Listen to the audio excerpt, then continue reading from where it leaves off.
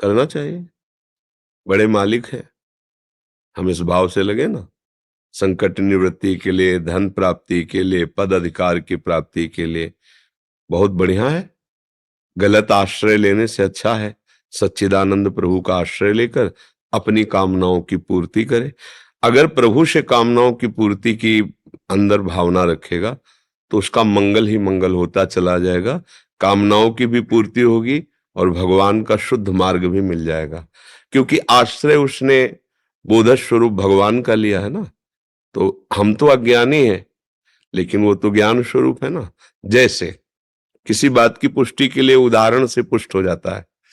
भगवान ब्रह्मा जी ने करदम जी को आदेश किया कि हमारी इच्छा है आप प्रजा को बढ़ाइए, क्योंकि भगवान ने हमें सेवा दी सृष्टि विस्तार, ब्रह्मा जी का सृष्टि रचना। तो करदम जी जब उनसे प्रकट हुए तो कहा हमारी आज्ञा का पालन करो, सृष्टि का विस्तार करो, बढ़ाइए। उसके लिए स्त्री चाहिए, क्योंकि सृष्टि का। तो उन्होंने किसी से याचना नहीं की, सीधे भगवान की आराधना की। और जब भगवान प्रकट हुए तो उन्होंने कहा अपने पिता की आज्ञा का पालन करने के लिए मुझे भार्या चाहिए, क्योंकि सृष्टि उसी से बढ़ेगी। तो भगवान ने कहा कि आदि सम्राट महाराज मनु की पुत्री श्री देवहूति जी, परम सुंदर, परम भक्त, परम ज्ञानी। देखो भगवान से जब मांगी जाती है वस्तु तो भगवान हाँ सर्वोपम है ना, तो वो अपने हिसाब से भी देते हैं। देवहूति जी से ब्याह कराया, आगे नहीं मांगा था उन्होंने कुछ, और भगवान ने स्वयं कहा कि मैं स्वयं पुत्र के रूप में अवतरित होकर तुम्हें परम पद प्रदान करूंगा। ये अपनी तरफ से किया। भगवान से जब कोई वस्तु मांगी जाती है तो भगवान वस्तु देते हैं, साथ में ज्ञान भी दे देते हैं। तो मुझे लगता है कि बहुत बढ़िया बात है किसी और से न मांग करके भगवान से मांग। और जैसे एक भिखारी दूसरे भिखारी से मांगेगा तो उसकी पूर्ति हो पाएगी क्या? यहाँ सब कामना से युक्त है, तो हम अगर किसी से मांगे भी तो ऐसा ही मांगना होगा जैसे एक भिखारी दूसरे भिखारी से मांगे।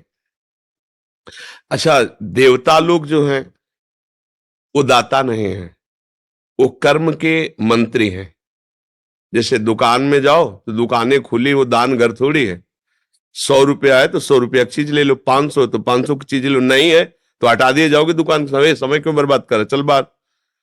ऐसे ही देवताओं को आपके पास शुभ है, पुण्य है तो उसके अनुसार से फल मिलेगा, पुण्य नहीं है नहीं मिलेगा। कर्म ठीक बना वो हिसाब ठीक कर देंगे, कर्म ठीक नहीं नहीं बने।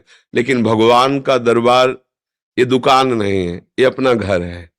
जैसे पिताजी से ये चीज चाहिए, अगर वो तुम जो मांग रहे हो तुम्हारा अमंगल कर देगी, नहीं देंगे। चाहे आप सर के बल खड़े होकर तपस्या करो तो भी नहीं देंगे, क्योंकि वहां देवताओं वाला भाव नहीं है, वहां प्रभु है ना।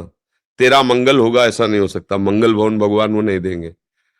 और अगर दे दिया मंगल भवन तो अमंगल होने नहीं देंगे, पक्की बात। अगर वो वस्तु दे दी तो साथ में वस्तु की सुरक्षा और साथ में आपको शुद्ध ज्ञान, ये भगवान से जिसको प्राप्त हुआ निहाल कर दिया है। पर भगवान से मांग तभी पूर्ति होती जब केवल भगवान से करे। बने तो रघुबर ते बने, बिगड़े तो भरपूर, तुलसी और अंते बने, ताबर में पे धूर, फिर निहाल हो जाए।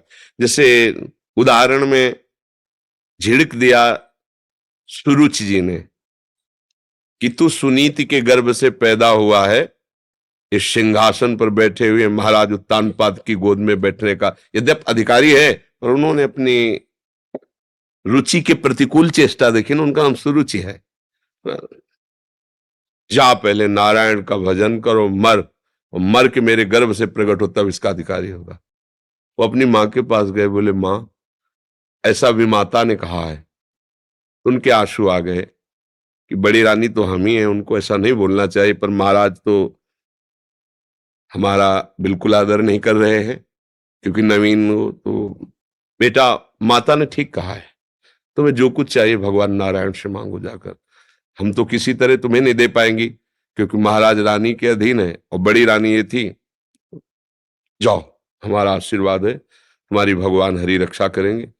बस निर्णय किया कि मुझे वो पद प्राप्त करना जो पिता क्या पितामह को भी न प्राप्त हो, और भगवान तो प्राप्त हुआ।